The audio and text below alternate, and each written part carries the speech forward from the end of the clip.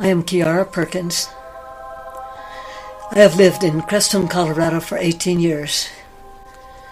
I created I Am Harmony, which is a place for people to come and experience many different modalities of meditation.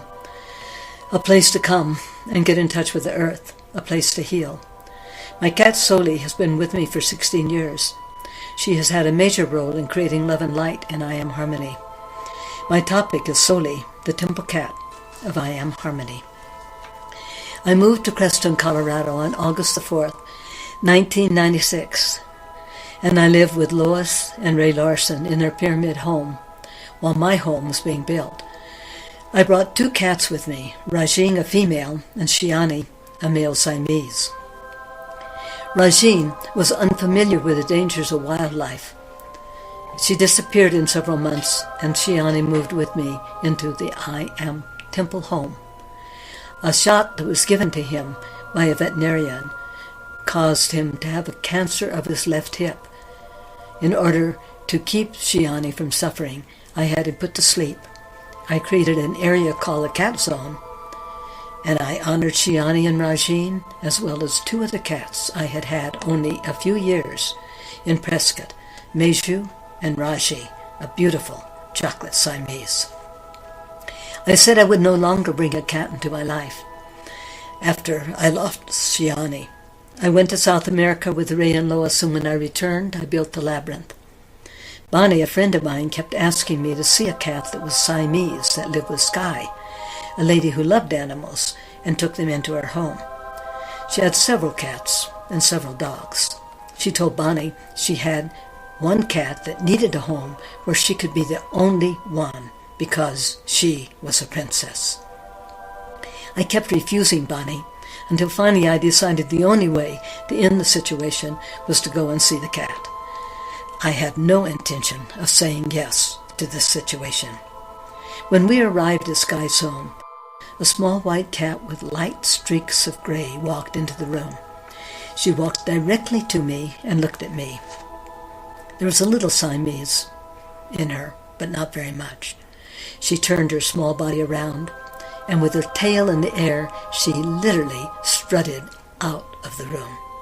She was 4 years old, and she weighed about 4 pounds. I laughed.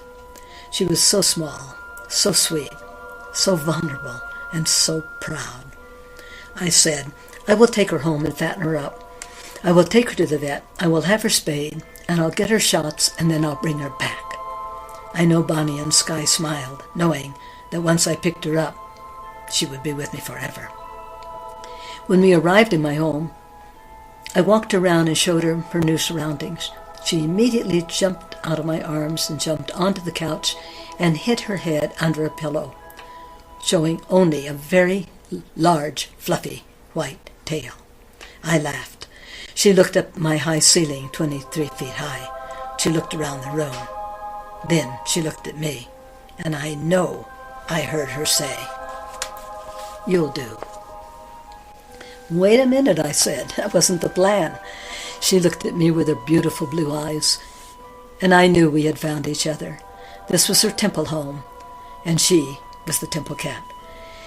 I knew she had been named Matilda, so the very next day, as I was lying on the carpet listening to classical music, I said, "I can't call you Matilda. What is your name?" I heard a soft voice within me whisper, "Soli." "Soli?" I asked. She jumped up on my chest and kissed me. It was the only time she ever kissed me. Then she turned and walked away. I was stunned. I said, "Soli?" She turned around and walked back to me. I said, "Okay, your name is Soli." I found Soli was born in May 17, 1994, 2 years before I came to Crestone. She was rescued by Sky from a 16-year-old girl who was mistreating her. She had 2 litters of kittens. She said she was the best mother of any cat that she had ever seen.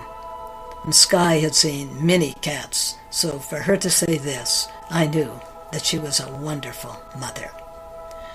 Soli was of royal blood. She was regal in all aspects. She loved to be brushed. Each morning she would go to her cat stool and wait for me to brush her. As she got older, she wasn't able to clean her whole body, so I would attempt to remove knots created by her fine hair. She would look pleadingly at me. Then she would move out of my reach. Never did she snap at me or scratch me.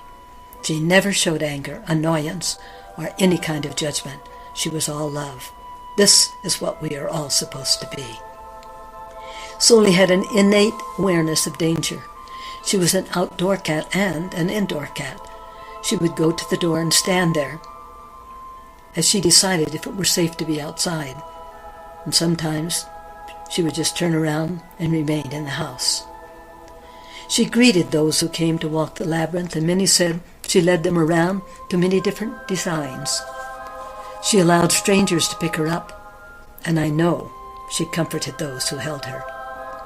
At one of my solstice gatherings, there were around 30 people forming a circle around the labyrinth. Soli ran out into the middle of the labyrinth, sat on the seat of the meditation in total command of the energy held by the group. Everyone, including me, was amazed. Another instance I shall never forget was when Paul Malinowski, a friend in my B&B, we were having breakfast. We looked out the window and there were at least 20 or 25 deer.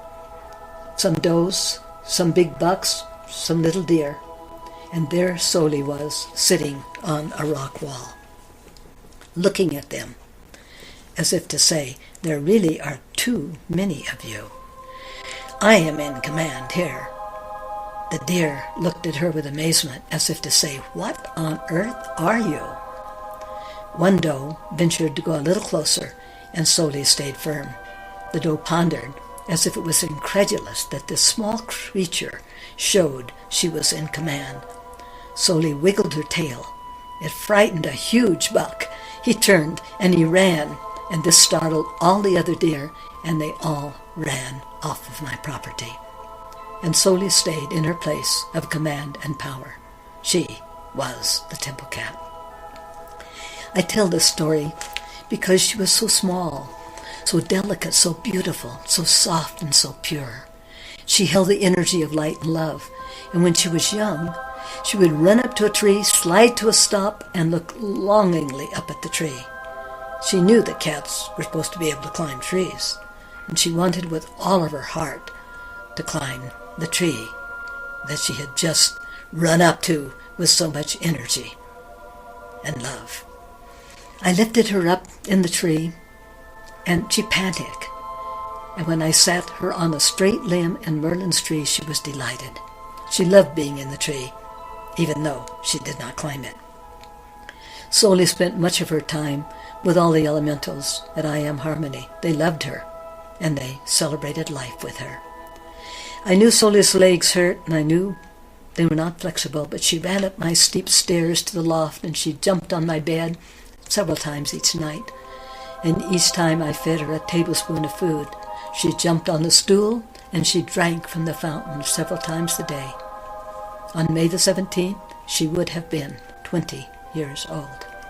She hurt her leg, and she tried her best to get well, but in this world of duality, it was too hard to heal her body. For 4 weeks she struggled to live. Sometimes I used an eyedropper to get some fluid in her system. She stopped eating 3 times. Then she would eat and drink again. She slept beside me every night. Cheyenne said if her kidney failed, she would leave immediately. She urinated every day. Jane, a tenant in my B&B, said when she saw Soli, their eyes met, and she felt Soli say, "Beauty is a pattern of perfection."